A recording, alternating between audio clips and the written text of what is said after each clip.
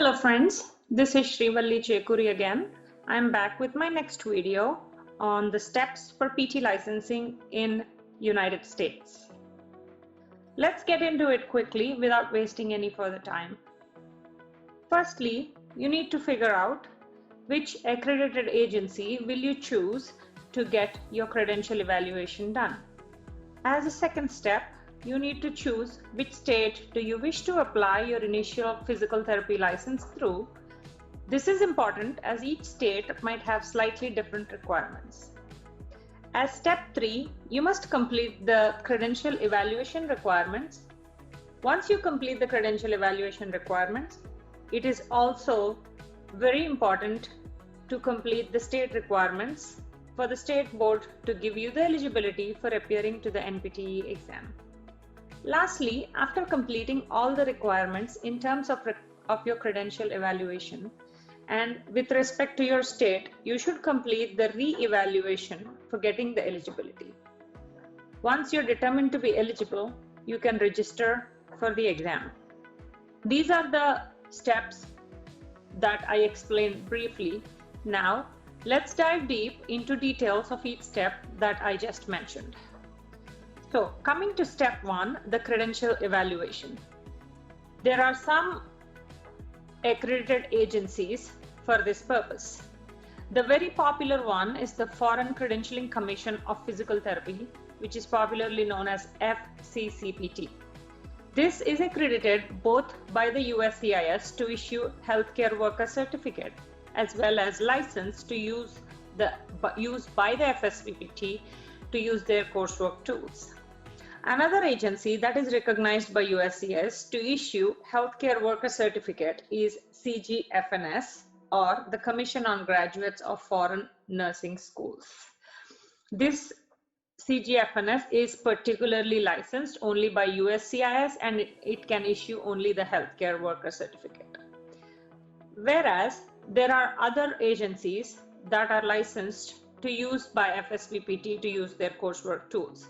The two other agencies that can be used for coursework tools are International Consultants of Delaware, which is known as ICD, and International Education Research Foundation, which is also known as IERF. This is the first step.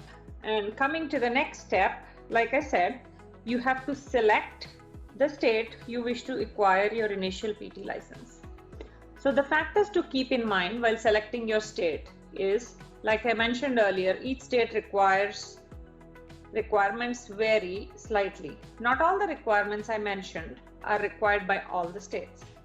Every state firstly requires a completed credential evaluation. Some states require the students to be able to complete their TOEFL exam with specific scores in its individual components and a specific total score. We would have to narrow down this really based on individual states. Most states also wants the students to clear their jurisprudence exam, so you as a clinician is aware of the laws that you need to adhere to in the state you practice. Lastly, the evaluation agencies you use will evaluate your credential based on a CWT tool. This is nothing but the coursework tool that I mentioned earlier. This coursework tool they use is firstly based on the year you are graduated from your physical therapy degree, and secondly, it is based on the state you're applying for. So once you know all this, you jump on to next step, that is step 3. So completing the credential evaluation requirements. First of all, you need to submit all the documents to the previously mentioned agencies that you choose from. Once you complete your content deficiencies based on your individual CWT tool that is applicable to you, you can also complete these deficiencies given by your accredited agency if you already have your initial evaluation in place. After you complete the deficiencies, please send it back for re-evaluation to the same agency to obtain equivalency. Once that equivalency is obtained, we hop on to the next step, that is step 4. In step 4, you need to complete your state requirements. 1, credential evaluation, which you might have already have in place if you have finished step 3. The second one is to pass your TOEFL exam with the required scores as per the state. And then jurisprudence exam. Some exams are done online and you can take it from home. And for some jurisprudence exams, you need to go to the prometric center and then give your exam, and they have a set score for you to pass. You need to pass your jurisprudence exam. And then the next step is get your supervised clinical experience, where you are required to go work or volunteer in clinics outside to get your experience, clinical experience in the States. And the last one is the background verification or fingerprinting. Once you're done with step 4, we go to the last step, that is step 5.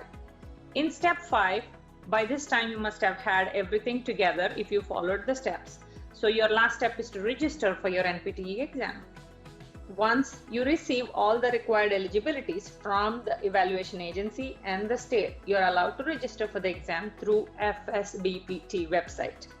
A few days or weeks after registration, you will receive an ATT letter from the state you applied for the exam.